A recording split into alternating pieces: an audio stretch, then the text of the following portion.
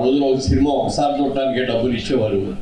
సావిత్రి గారు, నాగేశ్వరరావు గారు నా సినిమాకి 2 సార్లు 3 సార్లు కూడా చూసిన సందర్భాలు అనేకం. అంత మంచి సావిత్రి గారిని జీవితంలో ఒక్కసారన్నా నేను కలుసుకోగలనా, ఒక్కసారన్నా ఆవిడతో ఫోటో దిగగలనా, ఒక్కసారన్నా ఆవిడ షేక్ హ్యాండ్ ఇవ్వగలనా అని అనుకునేవాడు. నా అదృష్టం బాగుండి నేను నటుడయ్యి 7-8 సినిమాల్లో ఆవిడతో కలిసి నటించే అదృష్టం నాకు కలిగింది.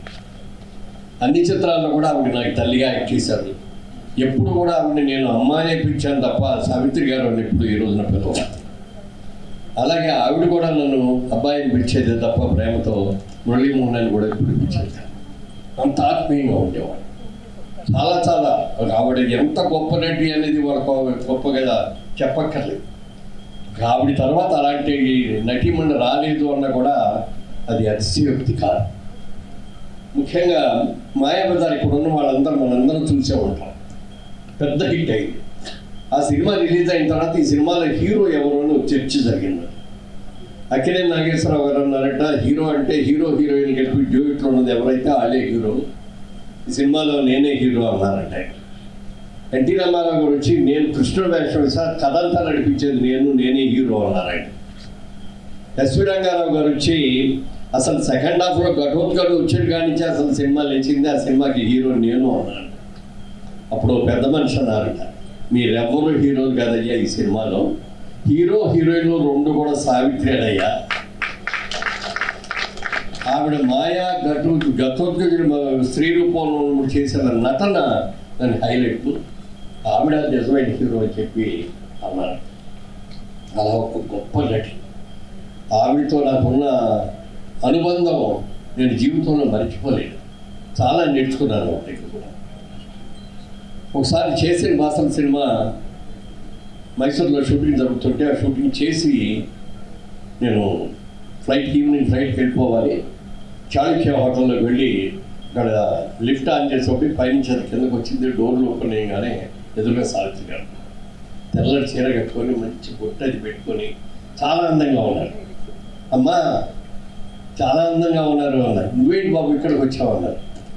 అంటే షూటింగ్ కోసం వచ్చారమ్మా, అయిపోయింది అని. మీరేంటమ్మా ఇక్కడికి వచ్చారు అన్నారు. నాకు రేపటి నుంచి షూటింగ్ ఉంది, ఆ షూటింగ్ కోసం వచ్చారు.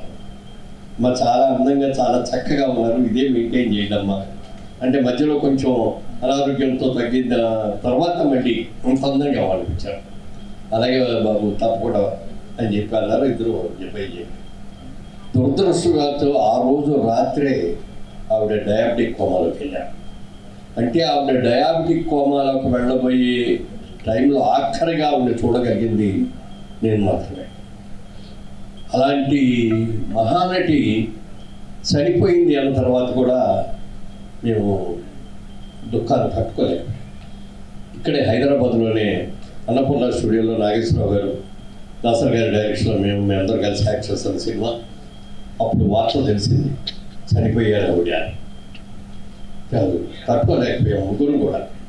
దాసర్ గారు అయితే ఎప్పుడు కూడా సావిత్రి గారిని అక్క అక్క అంటారు, ఆవిడ కూడా అబ్బాయి అబ్బాయి ఇచ్చారు. అలాగే అక్కినేని నాగేశ్వరరావు గారు, సావిత్రి గారు ఎన్ని సినిమాలు చేశారు, ఎన్ని సూపర్ హిట్ చేశారో మీకు అర్థం చేస్తాం. మేము ముగ్గురు నిర్ణయించుకున్నప్పటికప్పుడు మనం టికెట్స్ తెప్పించేస్తాను, వెంటనే మనం ఢిల్లీ వెళ్దాం, చెన్నై వెళ్దాం, అంత్యక్రియల్లో మనం పాల్గొవాలి అని చెప్పి అనుకోవటం ముగ్గురు కలిసి వెళ్ళాము. ఆవిడ అంత్యక్రియలు పూర్తి అయ్యే వరకు కూడా అక్కడే ఉంది. ఆ కన్నీళ్ళు కూడా అక్కడే కాల్చి మళ్ళీ అమ్మ నువ్వు ఎప్పటికీ నువ్వు చిరంజీవిగా ఉంటావు, నువ్వు ఎప్పటికీ కూడా తెలుగు సినిమా కాదు ప్రపంచ సినిమా ఏది కూడా మిమ్మల్ని మర్చిపోదు అని చెప్పాలి.